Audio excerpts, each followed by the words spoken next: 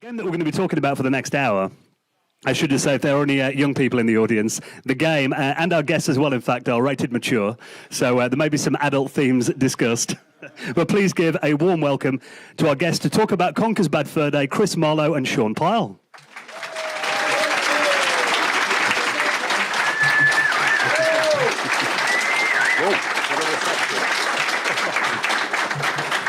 So we're going to start with some questions and we'll have a Q&A afterwards. Lovely. Let's talk about Conker, the character, because originally he was a character on Diddy Kong Racing. So what was the idea behind making his own game, and where did the character come from? Well, really, we'd started a game called 12 Tales, and that's where the character originally came from.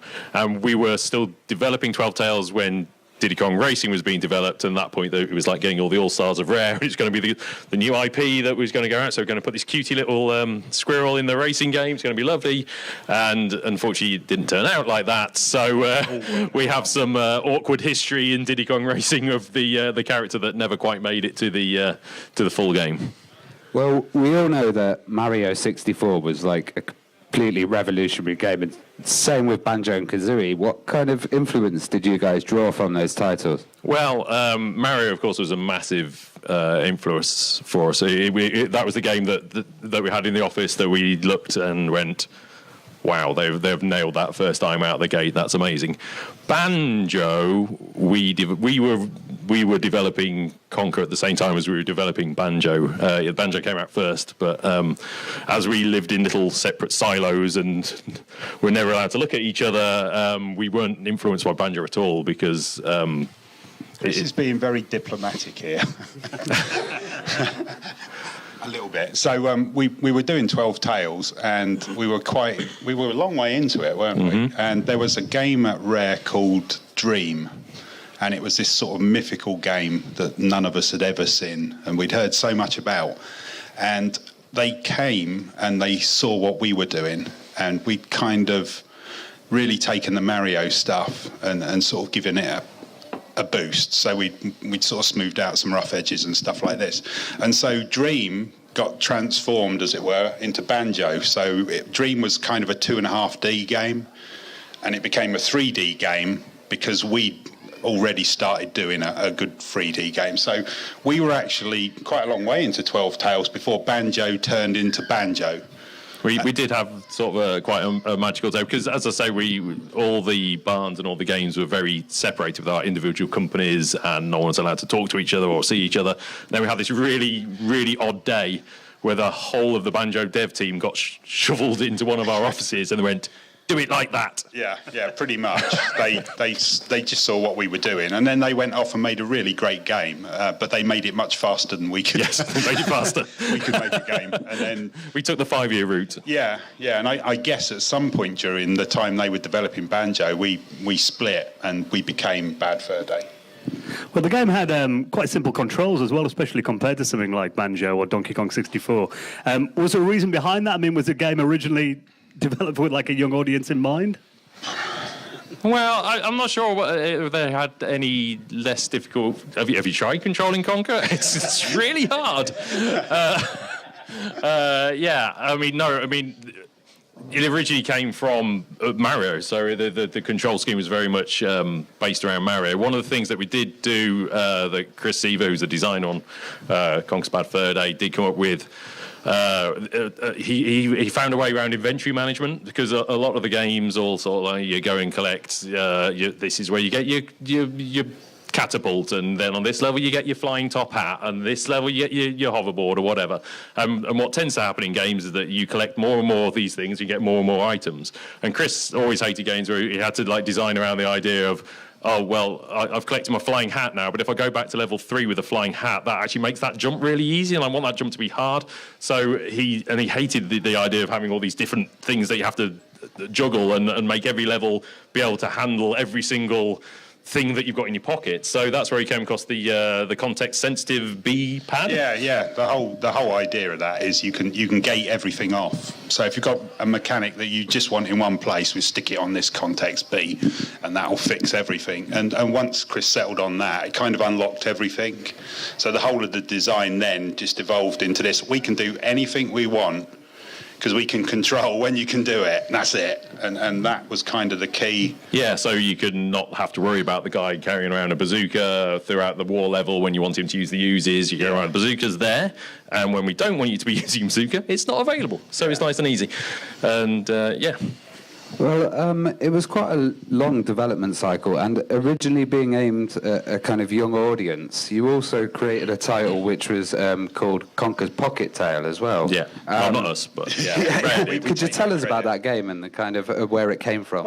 Well, I guess, Rare was always doing Game Boy Advance stuff, and they just saw it as another IP. We need to get a game out. So we had nothing to do with it whatsoever. So they based it roughly around where we thought we were going to go with 12 Tales. Lots of balloons. Yeah, and stuff like that. And they just went off. They were a separate team. And again, because Rare is this sort of gated development where you don't go and see what anybody else is doing. Yeah, we never saw it, never played it. It was sort of like just suddenly turned up. They went, that's good. We went, oh, that's cool. We've changed what we're doing. Yeah, I would have changed that around a bit. Yeah, and it's no longer relevant, but sorry. So... I mean, looking at that game, that was, like a family-friendly game. And then obviously, the main game that came out on the N64 was very mature-rated and adult-themed. What kind of inspired that decision to make him like a grown-up character in a game for adults? Well, it's interesting what you were saying, the other question about a long development. I always think of Conker as being both a long and a short development cycle for a Rare game, because although overall from the very start of it we spent 5 years on it, from the point it switched to being Conker's Bad Fur Day, it was only about 2.5 years from the thing. So we actually put it together quite quickly, but with a 2.5 year prototyping phase that we chucked away, and we threw. I mean, some of the basic mechanics were in there, but everything got thrown, almost every graphic, everything was completely redone from the start. And that was mostly from the fact that at the time it was hard to differentiate. We'd gone to E3 showing off 12 Tales, and we were just sort of surrounded by QT platformers, just everything. We knew Banjo was getting close to completion, and it was just everything. We needed something different. Chris wanted something different. Yeah, I guess we were going to fall under a sort of a Banjo clone. And we really needed to do something with a bit of edge. And we'd kind of had a bit of a trouble design-wise because Chris Seaver didn't do 12 Tales. And then Chris was handed the job of, see what you can do to redesign this. You've got, a couple of months. And we did the beehive. So you get the beehive, you take it back. The beehive shoots some guns out and kills everybody. And really, that was the key. Once we did that kind of edgy humour, the stampers just went, come back when you've done loads more of that. Yeah, we just want more of that. Yeah. Because we ended up with the cutscene at the end and the idea of the guns coming out and all that kind of stuff. It was that edgy humour that they went, go run with that, because that was quite funny. You made him laugh. And we'd watched a lot of South Park, and that was kind of like, here we go. Yeah, unfortunately, so you go off and do more of that, and then you disappeared for 2 years and came back, and they went, this is what it is. What is this? Did you have some of the team coming from Killer Instinct as well? So would they have more of a kind of violent... Well, I say that. We carried across... There were 3 programmers that came from Killer Instinct: Mark Betteridge, Mike Currington, and Tony Wong. So they were kind of they were the seniors. Mark had certainly been there 20 years. Tony had been there, 3 or 4. And so they took us under their wing because we joined straight from university. So the first game we were on was 12 Tales, and the tail end of Killer Instinct Gold, we were there, but sort of making cups of tea. It wasn't exactly being the most helpful to finish a shipping game. You don't want to put your junior programmers on. Yeah. A few weeks before your game ships. And certainly Mark Betteridge was one of the owners of Rare, and his humour kind of meshed with Chris Seaver's later on. So Mark was all for the violent stuff. Let's put some more in, right? And Mark wrote most of the movement, all the movement code in the game. So he's a genius at that style. And you could always push. So Mark would push Chris, come on, let's up it a bit more and have a bit more of this and that. So it was good to carry them across. They were super experienced guys, and we certainly learned a lot from them. So. I was thinking of Nintendo in the 90s. You know, I remember when like Mortal Kombat came out on the Super Nintendo and the blood had to be removed, and they're always very careful about that kind of family-friendly approach to games. And then Rare seemed to get away with a bit more. I mean, you know, obviously stuff like Killer Instinct and GoldenEye. Do you think Rare had a bit more of a creative license to get away with a bit more than, like, say, for example, third-party publishers may?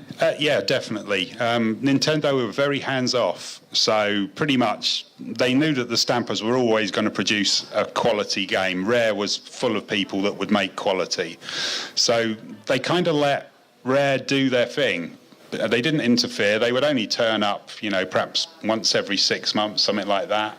So it was really hands-off, and they had a lot of respect. There was mutual respect. They knew, you know, and certainly Rare was selling, you know, millions and millions of games. So they kind of we sort of slipped through. They didn't get to see us until a bit later on. They may have been more worried than we ever found out. I think there was a lot was probably sheltered from us, and they went, "Yeah, no, it's fine, it's fine." Yeah, and Nintendo were going, "Oh my god, oh my god, what is this?" But yeah, they were pretty good for that as well. The team was kind of kept away from any politics outside. You know, we just got on with our jobs. And there was very little that we had to cut or remove. So yeah, we overstepped the mark a few times and had to be reined back in. But probably for the best. I was wondering, did you get any kind of trouble for parodying stuff? Because I've got a big list here. It's this is one of the great things about Conker. Like, so the thing I always think about was like the Matrix section where we did that, the full cutscene Matrix, kind of shot-for-shot remake of the cutscene thing like that, and then quite shortly after Conker came out, the Matrix game was made. And that had cost, like, I don't know, however millions the license cost. Far more than they ever made back from the game. And we were thinking, God, yeah, we should have paid for licenses for that, don't you think? But fortunately, Nintendo, the lawyers who are very hot on this sort of stuff, had said, well, actually, it turns out, fortunately, that there's something called parody law. And as long as you say that it's for parody, and you're obviously taking the mickey out of it, you can use whatever you like. Really? Oh, that's good. Because we just made the entire game and never actually asked. So it was quite... I've got to say, I think the secret was we didn't think about it. We didn't. So we just went, no one said, should we use the alien? Or whatever, alien, let's just put it in. And I think it was probably a bigger problem than we thought. But it was just, look, you can't say that we're actually doing Alien or The Matrix. Well, The Matrix was pretty close, but we just didn't ask. So, and I think at the point that we released, because nobody came and sued, we got away with it. So. And also, once again, South Park was doing that sort of stuff as well. But I think also, I'm not sure you'd get away with it quite so easily today because everyone's a bit more on it. Whereas back at the time, you know, probably most of the movies you didn't know what a video game was. And they're not exactly keeping a close eye on it. I think that's why Microsoft didn't want to do our sequel, is the truth, because Microsoft really were afraid that people were going to come after us. And it's so difficult now with licensing. So I think that's part of the reason we've not made a sequel, or it wasn't made. Just the cost would be massive, so... And talking about that mature content in the game, though, even though it was, like, you know, full of, like, that kind of stuff, it was still very cartoony, though, as well. I mean, that was kind of a contrast that kind of stood out, I think.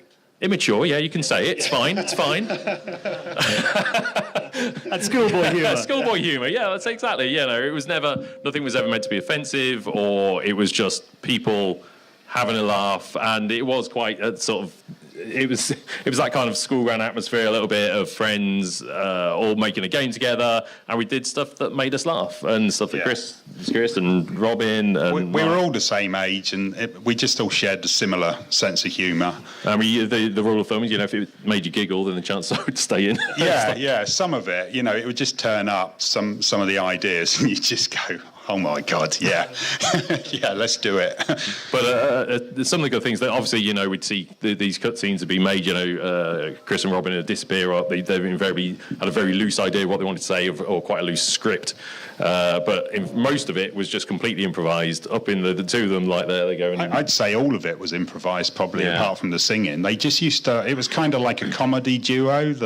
Robin Beanland did all the music and all the sound effects, and with Chris Seaver, the designer, they just bounced stuff backwards and forwards in the studio and then cut the good stuff. And what we'd always remember is that, like, as the game, we'd be making up the level or whatever, and the bit of gameplay being added into it, and then we'd get very excited any time they'd come down and said, "Oh, we've done it, we've edited together, we've recorded the next cutscene." And obviously, it hadn't been, and no visuals had been. We just listened to the audio, and everyone would huddle around and sort of snicker their way through whatever the latest cutscene was, and then a little bit later, the final cutscene would actually be put together and made, and quite often we'd be getting some good belly laughs out of whatever, or oh my gods from it all, and then obviously over 2.5 years of making it, we'd see the cutscene over and over and over again. But quite a lot of them, even like 2 years later, you'd have a little snicker when you see them go, "Oh yeah, that's funny, isn't it?" Yeah, because sometimes the audio would drive the gameplay.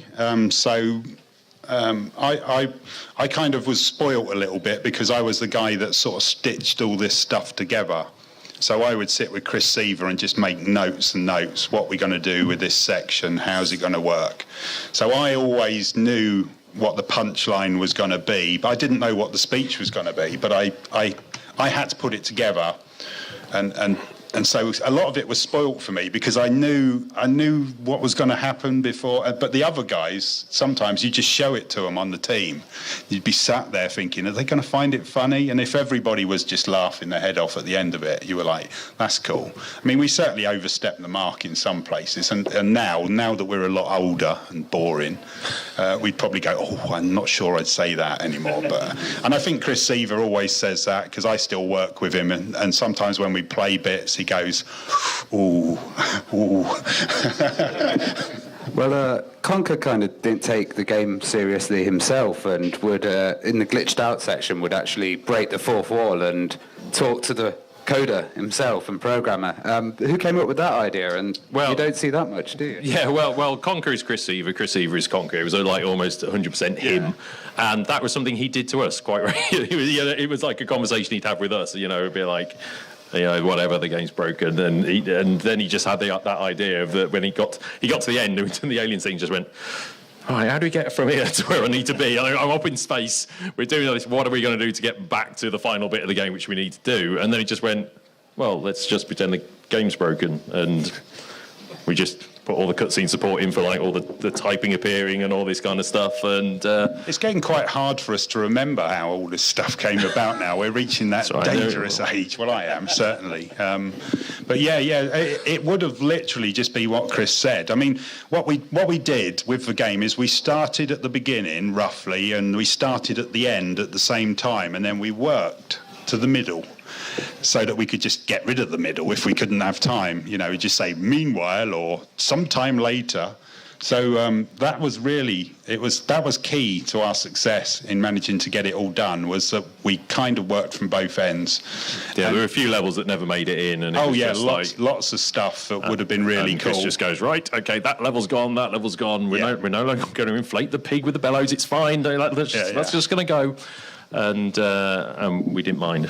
Yeah, but Chris has just got an endless imagination. Chris Seaver, it's like, honestly, it's just like joke after joke with this sort of thing, and he could have basically done anything. And an encyclopedic knowledge of movies. Yeah, he's got a photographic memory for movies. So you watch a movie, so a lot of the parodies, Chris had just watched the film. So he'd watched The Matrix on Wednesday, came in on Thursday and said, right, let's do The Matrix. Okay, it's a whole film, well, let's just do it. Then he'd rough out an idea for, what sort of gameplay was involved. But when it came to the cutscenes, he could sit and dictate what he'd seen, at the cinema.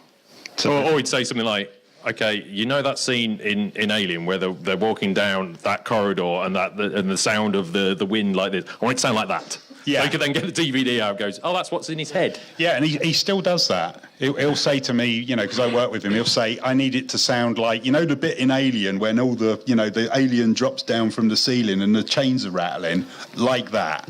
And I'm like, okay, right, go and get the film. Okay, sounds just like that. Well, did you have any previous voice acting experience? I don't think. Well, Chris did. Chris had been in Star Fox, wasn't he, as the Toad guy? Yeah. What's his name? Toad in the Toad guy in Anyone? Star Fox? Anyone? Slippy. He was Slippy. So he did Slippy, and he. At Rare, we never hired voice actors. It was just like anyone. Right? Anyone fancy doing this? Anyone got a silly voice? We were very cheap. We were very cheap. That was our number one feature. We need some expensive voice acting. Get one of the programmers. Yeah. So I'm sure it's quite a well-known fact, but Chris Seaver did all the voices in Conker bar 2. I think what it is Chris Seaver's from Liverpool, so anybody who knows the Liverpool accent, I can't do it, but it's quite distinct.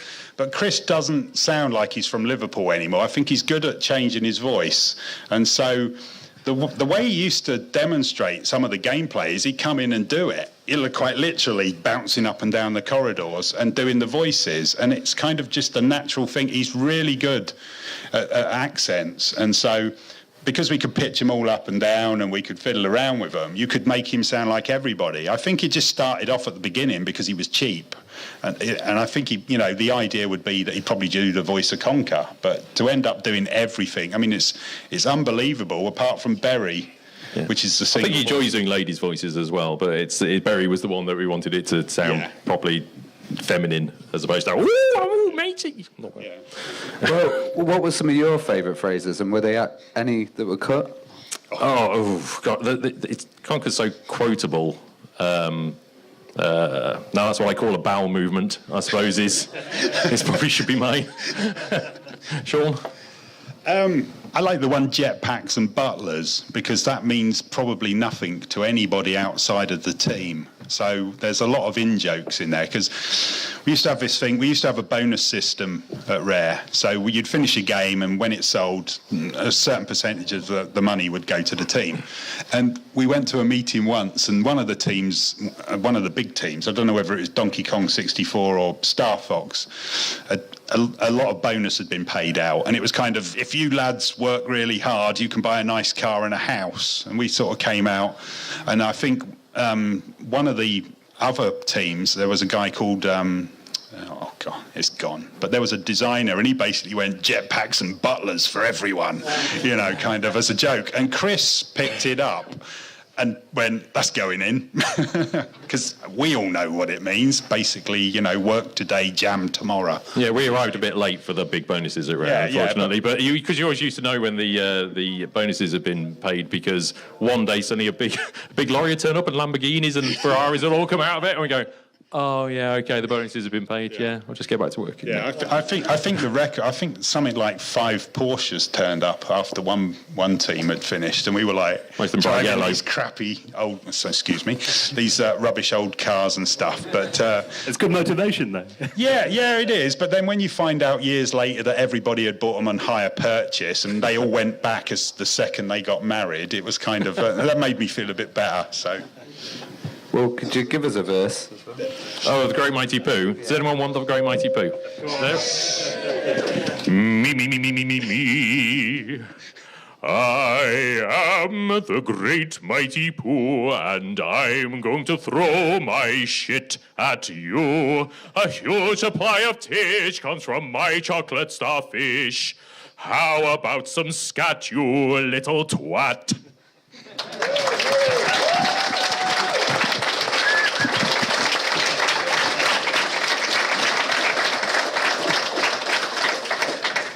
Following on from that's quite difficult, actually. But I mean, obviously there was so much in the game, graphics, the tracks, the samples, and everything as well. I mean, is that why, obviously, you went up to a 64 megabyte cart? I mean, that must have, added to the expense as well. I mean, when was that decision made? I think what happened is one of the programmers said I can do MP3 encoding, so we could compress the speech small enough to get it on a cartridge. So from that point on, we said, right, everything's going to have speech in the game, because it's really expensive to do. And it just grew and grew and grew, and we literally squeezed everything to death to try and fit it in. But I think it was something like 42 meg of a 64 meg cartridge was audio. I think it was higher than that, actually. It might have been 48. So basically, we couldn't have released the game. Well, we could have released the game on a tiny cartridge if we took all of the speech out. The speech was the killer. It was just vast. Yeah, at the time, Grant Kirkhope on Banjo said it was impossible. Yeah. Impossible to do. So we went, right, okay. Yeah, that was it. That's all we need to hear. We're going to do this. He said you can't do full speech. Can't do full speech. It's got to be... And we go, no, I think we can do better. That's quite a good impression, actually. So, hello, Grant.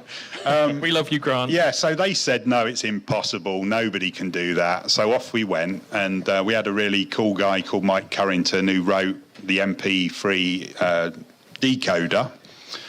So we managed to fit it all in, but yeah, it was touch and go. It turns out Grant was almost right. Yeah, it was almost close.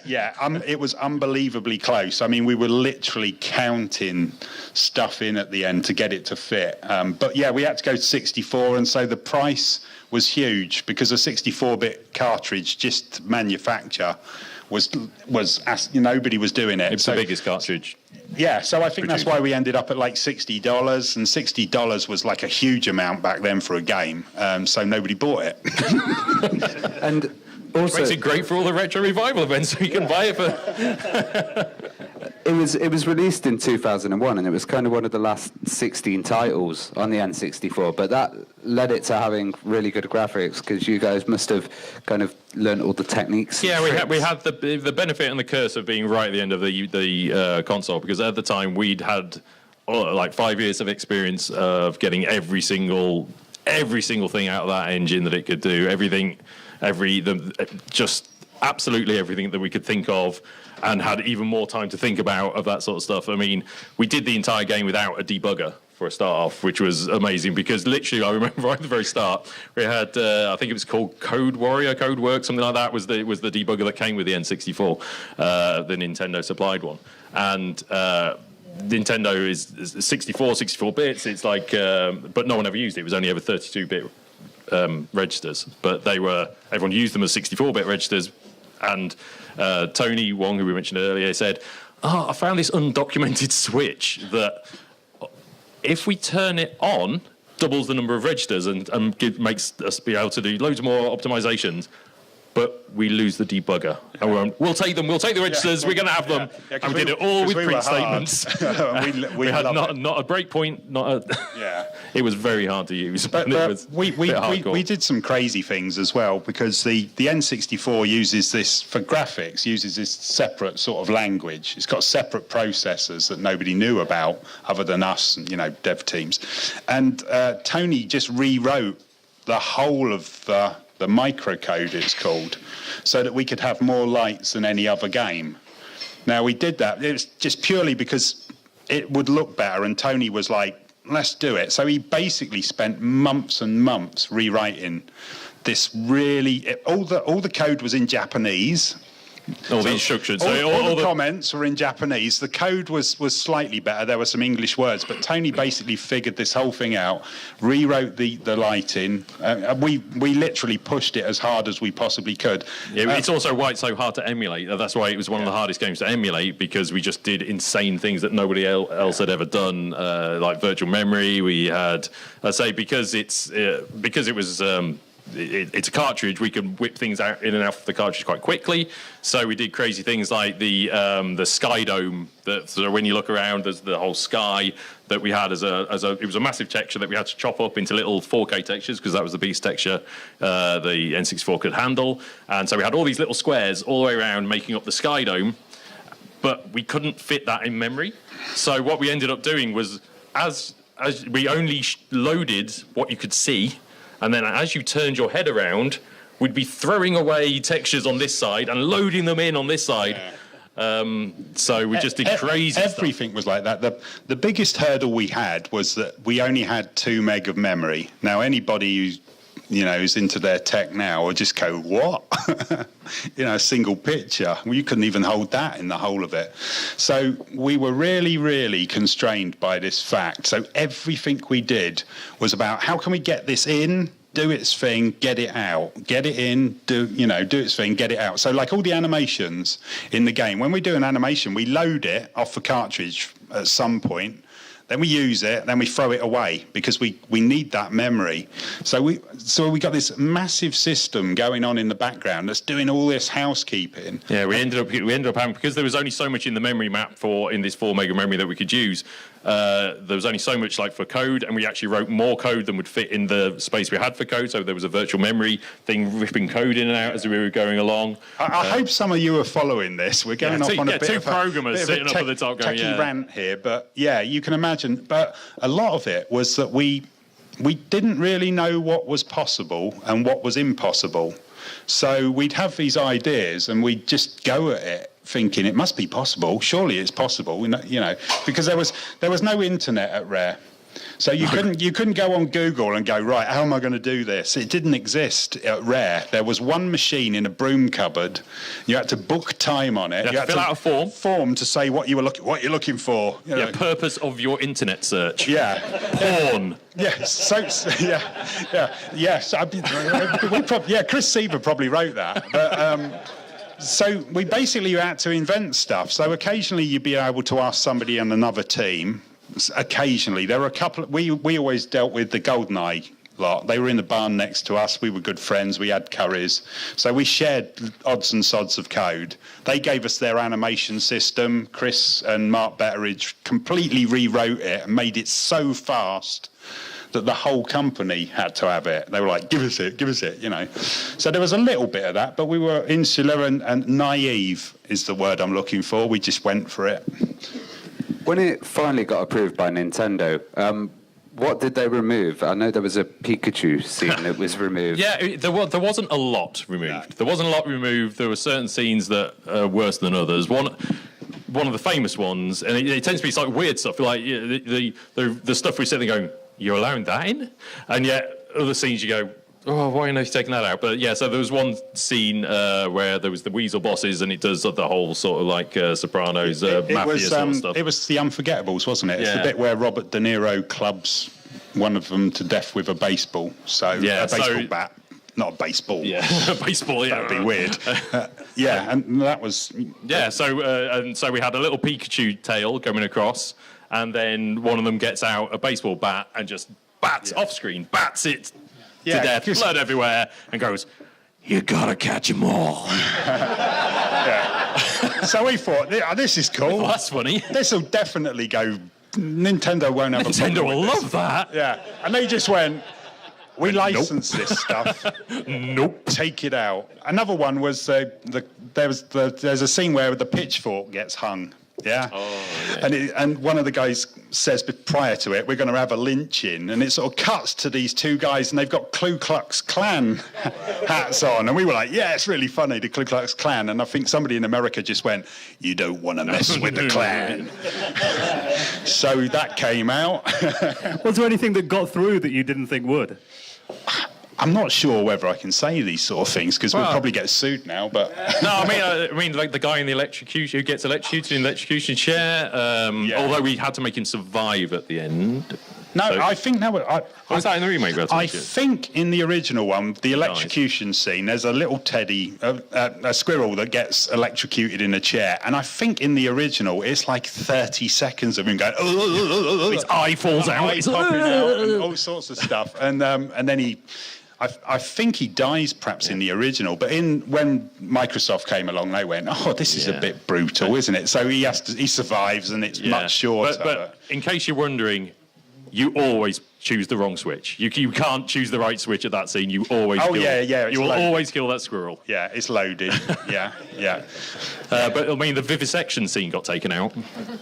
Oh, yeah. So there's a bit in that same scene, that same section in the hospital when you walk into the operating room. Now, when we first had that cut scene, they've got the teddies in the little surgeon masks, and they've got the scalpels out, and there's a squirrel on the table. And they're actually operating on him live, and he's like, and there's like blood everywhere again, and then he goes, and then you walk in, you go, oh my god, and they went, maybe that's a bit too much. So that's when it got changed to completely weird, just the random scene of them going, oh, what would intelligent people do, as if it was like offset on a movie set. You wandered into it. Oh, get into character, and that sort of stuff. So there was probably a lot of stuff cut along the way that I just can't remember, where we'd put it in, and then even people on the team would get offended by it or something. And I mean, to tell you the honest truth, I can't think of Chris removing something because somebody on the team would be offended by it. It just go, grow up. Yeah. It's going in. If the person who made it offended themselves, that would be a question. Yeah. Well, I think Chris probably is of that mind now. He's offended future Chris. Future Chris has looked back a few times and shook his head at past Chris. But well, Nintendo wouldn't promote the game, so being a mature rated game, did you guys kind of aim for different areas, and how did the Playboy kind of stuff work? Well, Beaver. well, Beaver is a exotic magazine that used to be in the UK, as far as I'm aware. If you don't know, one of the things, he gets a magazine out and you look at it and it's like a big fat busted, slightly sort of adulty. So he's got an adult magazine. I don't think that made it. It's strange actually, because before I came here, I found, and I didn't know I had it. I had some old design documents from Chris, and one of them was Nintendo. It was an official Nintendo document, and it said how to market this game, and it was like, what are we going to do?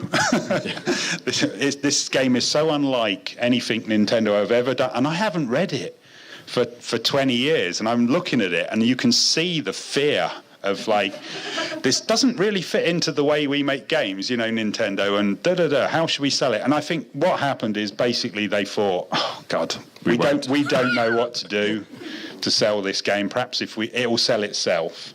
So they kind of took a step back from it. But this document, it was quite interesting, because you can see the marketing guys are like, we don't know what to do with this. It's not Nintendo really. But we had a bit of a push, and we shifted an okay amount of cartridges, and certainly the company got paid really well for the work that we'd done. So, but it's made it really scarce. I mean, the game was promoted in other ways. I mean, wasn't it promoted in Playboy? Yeah, I think that's the American sort of side. Yeah. See, Nintendo of America loved it. Yeah, but even again, they just pushed it as this sort of really adult game, and it wasn't really a really good marketing scheme for it, because Playboy, who reads Playboy and plays games? It's like, really? Is there anyway? Yeah, two. So it was a bit of a strange one. I mean, to tell you the honest truth, we were so burnt out at the end of it that we were like, whatever. We just went home. I mean, my first son was born like 2 weeks after we'd finished the game. So I hadn't seen my wife. I just went home and went, what's that bump? Who's this bump? Well, Conkers Live and Reloaded was basically with Microsoft, and how did the attitude change? What were they like? They were pretty good. I mean, Microsoft, when they took over, they've relaxed a huge amount. They're a little bit new games, so they're a little bit more hands-on and a little bit more used to pushing out Office than pushing out video games. So it's a very different way that people work. So it was a little bit of getting used to each other there, and obviously now they're amazing at it, but at the time it was the very first time sort of coming into it. But a lot of sort of the flack that's thrown against Live and Reloaded wasn't really Microsoft's fault at all, other than the fact that Microsoft is a massive company that people like to sue. And people sue Microsoft all the time because they're a big company, they've got lots of money. So when we came to do Live and Reloaded, the original idea that it was going to be Live and Uncut, that was the original title of it. And the idea is, we'll throw some extra scenes in and do some extra bits and bobs on it. And unfortunately, Microsoft, they went, if you change anything, it reopens it up to be re-examined for parody law and all that kind of stuff, and people will be able to, it's a big game, people know about it, movie studios are a lot more used to suing people now, and you pushed the boundaries rather closely the last time, so really there was a lot of stuff that we can do, and plus, and so some of the scenes, Chris we tweaked some of the gameplay elements, made it a bit easier, because the N64 game is hard. It is really, really difficult. So we did a little bits of things. There was a lot of people who played Conker and didn't get off the training level. a lot of people. That controller probably didn't help. Yeah.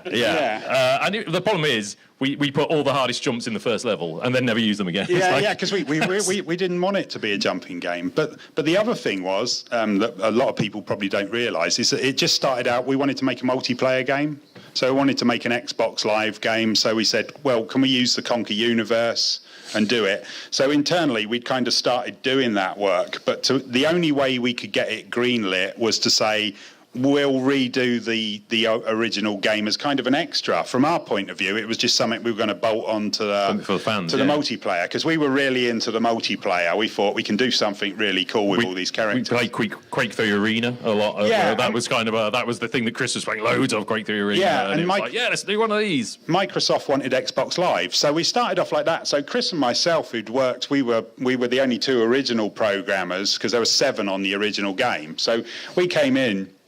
And we didn't look at the single player. We had a group of new start guys straight from university mostly, and we said, "Look, guys, can you get this working for us?" You know, because we couldn't get it work. We didn't have the time, and so that was kind of being developed separate to us. We were upstairs doing multiplayer, and they're downstairs doing the remake of Conker. And then Microsoft were they started to get a bit more touchy-feely, like, can we see what's going on? You know, they were certainly unlike Nintendo, but they were still good guys. They were all gamers. You know, the original Xbox guys, Ed Freeze and all the rest, they were gamers. You know, they were people you could talk to, and they knew their history of what was going on. It was Chris and Tim who said it has to have the single player. We can't just do the reloaded bit. And then there was just a couple of Xbox rules that meant that they couldn't release the game if it had certain words, so we had to add a few more. But it's not many. It's actually not many. Yeah, because I was listening to Live and Reloaded, and everybody's going, "Oh, you removed all the swearing," and there's plenty of cursing in there. There's certain words that you can't put in Microsoft, the games without them going to an 18. Plus, also, what had happened is all the rating stuff had kicked in. You know, in 2000, it wasn't a big thing, but certainly there was starting to be a backlash against, rude stuff in games and violence and whatever. So Microsoft, they probably hinted at us, but I think the ultimate decision came down to Chris Seaver and the management at Rare, who said, look, we don't want to go to be an 18 game. Yeah, there was, I think also one of the most obvious ones where there's been added stuff was the Great Mighty Pooh song, where there was extra words beeped out. So it's quite up in your face as a place that was changed. The rest is actually quite subtle and not a lot been added. But it was on the subtitles as well. Yeah, it was on the subtitles, so we had to beep out the subtitles as well. But yeah, I mean, even for the N60, I think it was on the N64 one where there was stuff that we pushed back a few times on stuff. Well, Chris Seaver would have pushed back a few times on stuff, and they literally said, if you keep that in the game, it can only be sold in sex shops. I mean, okay, that might restrict our audience to touch. Yeah, it's like that was it. But Microsoft weren't the bad guys in it. It would have come down to a mutual thing, and sometimes, with the best will in the world, you've got to bend, to get the game out. And certainly we play it now, and I think it's funnier. It's just like, yeah, I know what he's saying under there. It's not difficult, is it? It's like. Well, do you think Conker's Bad Fur Day would be published today if it was a new game? I think if it hadn't existed before, and we just invented this new game called Conker's Bad Fur Day, we would be sued to hell. Yeah, we wouldn't stand a chance of getting that out. It costs like billions of dollars. It's like, you want the Matrix, right? That's like 50 billion, and you want the whatever Alien, that's 20 million. Microsoft to go, guys, look, we spent all our money. And the humour is a little bit childish, so it's a little bit immature, and maybe the people have matured a little bit more of that. I mean, it's still funny, but I think it came out at the perfect time. It was out of nowhere. It was this magic little thing that appeared that was completely different to anything else, and that's really nice to have as part of your history, that it's something that you've been involved in and that was just a magic thing of its time. One of the best things that happens to me is I now go, I remember the reviews we got for the game, and they were pretty brutal. from the UK press. We got some really terrible low scores, yeah. And now I read 6 out of 10. No, but now I look at it. Yeah, 6 out of 10, 4 out of 10, whatever. You know, they were kind of mediocre. But now we're getting like 10 out of 10, 9 out of 10, where they go back 20 years ago, the greatest game ever made about a squirrel. 10 out of 10. It's like, you gave us 4 out of 10. I remember you. And if I ever see you, I'm going to remind you of that fact. Well, we have got a few minutes. If we have any questions, just put your hand up and we'll run over with a microphone. Yeah, we've got a few. And just before that, do you think we'll see Conker in any form? Yeah, I mean, it's interesting. It's a question that we asked a lot about whether we're going to make a remake of Conker. Rare is always been known for making new IP. That's what we've always pushed for. We've always done, you know, Sea of Thieves just recently, we made the biggest selling IP of this console generation. That's the main focus of Rare, to do that sort of stuff. But obviously we have this huge heritage that we try to reintroduce. I mean, right now Battletoads is being remade. So we can never say never about anything. Chris, we can't have 10 minutes of Microsoft talk. All right. All I'm saying is the Banjo in Smash. Nobody's That's interested. all I'm saying. Yeah, Banjo in Smash. I agree. Yeah. Sorry, I was being really rude. Hashtag Conker for Smash. Yeah. Thank you. That's what. Please Get that trending. That's where we want to go. Do we have questions? Hello. Hi. Okay. This is a question out of curiosity. It's whenever you're finished with a game or something similar, do you guys go, oh man, the game's over, let's play it? Or is it more like, oh man, the game's over, now I want to go home and take a vacation? Okay, I'll repeat the question, which is, when you finish a game, do you guys feel, right, it's a good time to play it, or just go home and forget about it? Well, from my own personal point of view, I haven't played any of them since I wrote them. So it's kind of it's a strange one. You get to the end of it, you've played it for 3.5 years, because 2.5 years of daytime and a year of overtime.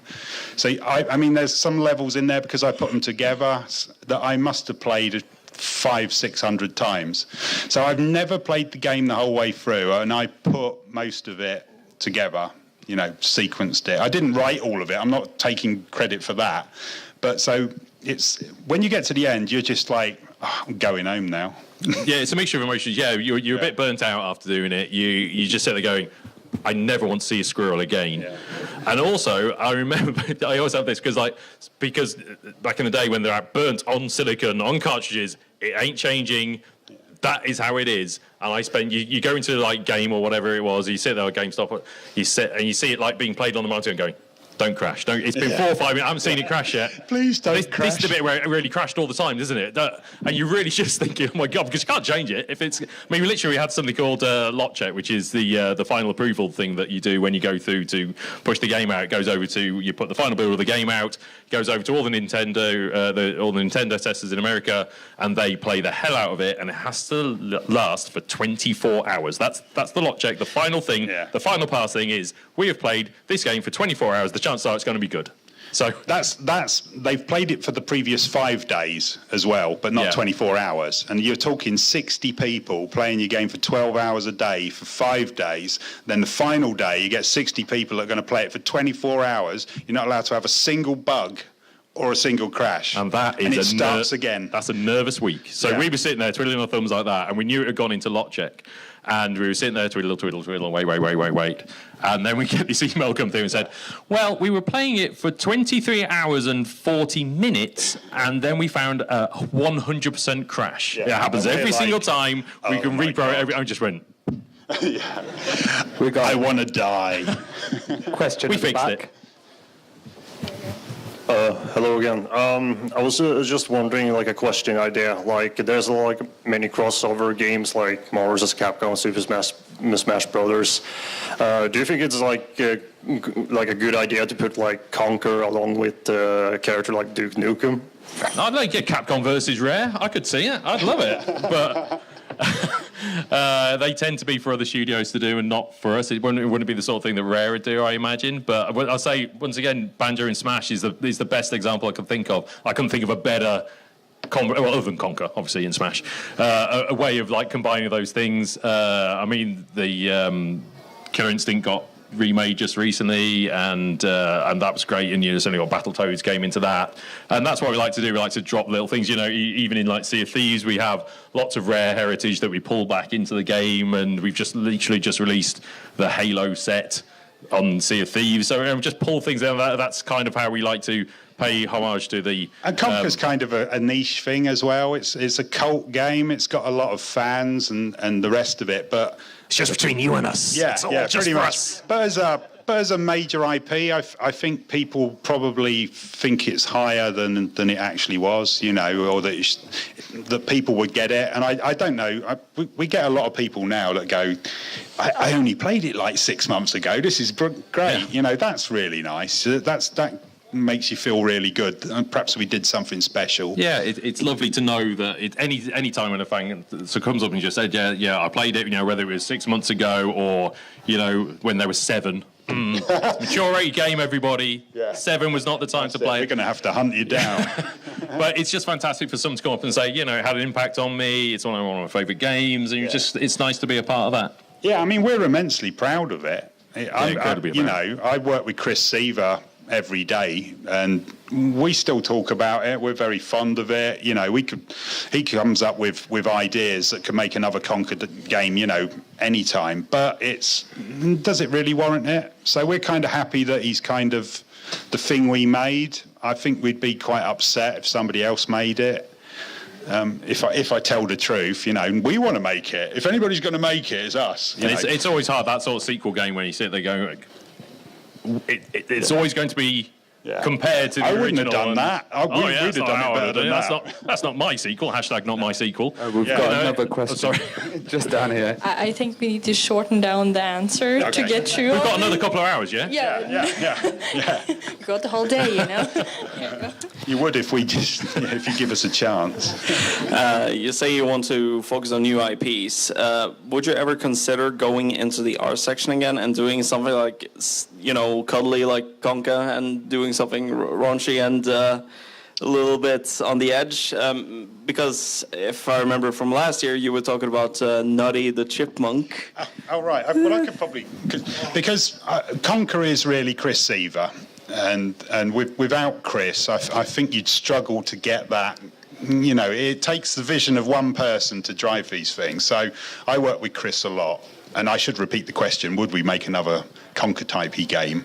So Chris often talks about doing something in that kind of vein. Not Conker, though, because we're a different little company. There's 2 of us, so we could never do Conker because it's owned by Microsoft. So Chris certainly would like to do something along that. You know, we still think it's a rich vein for a game, but we're 2 guys, so we can't make Conker. Yeah, and as far as Rare goes, you know, we wouldn't say no to anything. We look for the where the most entertainment is. Of course, it's more useful if you keep it. You're always going to get a broader audience. Like could have made Sea of Thieves with blood and guts and all this kind of stuff in there. But there are people who target for that. But we want it as broad as possible to get the players in, so you get the most amount of stories out of it and that sort of thing. So but you know, would we ever make a perfect dark, like super dark, perfect dark? Sounds great to me. But we have time for 2 more questions, if we're quick. So I heard stories where they showed the demo or prototype build to like the Japanese president and the American president Howard Lincoln and Minoru Arakawa, and like the Japanese Arakawa laughed hilariously while the other wasn't really thrilled about it. Do you know anything more about that? And which one was which? I don't know this story. I don't know. I mean, humour's a strange one. Conker is very much a British game. It's British humour, and so unless you share that, you know, somewhere like Canada probably would get it really well, you know, because Canadian humour to me, you know, I can watch Canadian humour and I get it as a Brit. But America, it's completely different. They don't really get satire that well. It's just not something that's delivered in their comedy system.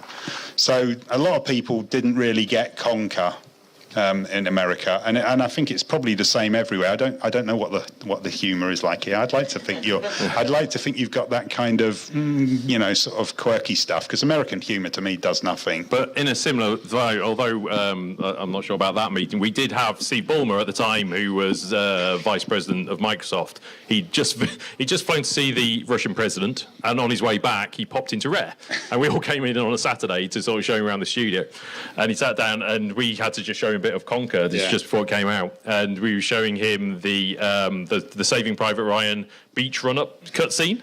So I just sat there like that, and he was laughing his head off at the end of it. Absolutely killing him. It just went, how are we gonna sell that? Yeah. And he was just killing himself. Yeah. So it's not cut and dry. It's certainly, but perhaps the Japanese humour is slightly more European, than American style. But each to their own.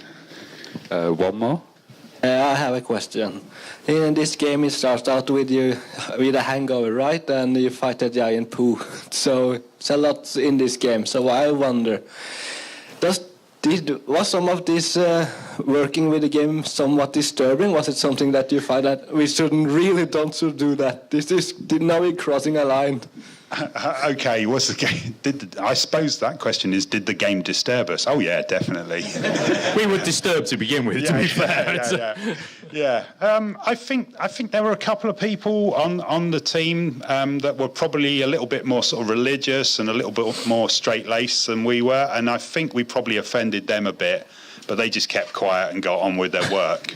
Whereas the rest of us, it was, We all had a very similar sense of humour, which helped. And we were all sort of in our late 20s, mid to late 20s, and South Park was such a big thing, and we all just used to sit after we'd worked all day, we'd watch South Park at 11 o'clock at night or something, watch an episode, and that was quite good. That sort of gave us the view, well, you can get away with just about anything. If they can do it, so can we. Yeah, so, but I don't... We just all shared a similar sort of humour. We were lucky. It was just a really good team, and that was it. We couldn't wish for better people to work with, really. So I miss a lot of them. Well, guys, I think we can easily do another hour or two with you guys and get more stories. It's been amazing. Book 2 hours next time. Well, we have reached the end of our time, but thank you so much for sharing your stories. Please give a big thank you to Chris and Sean.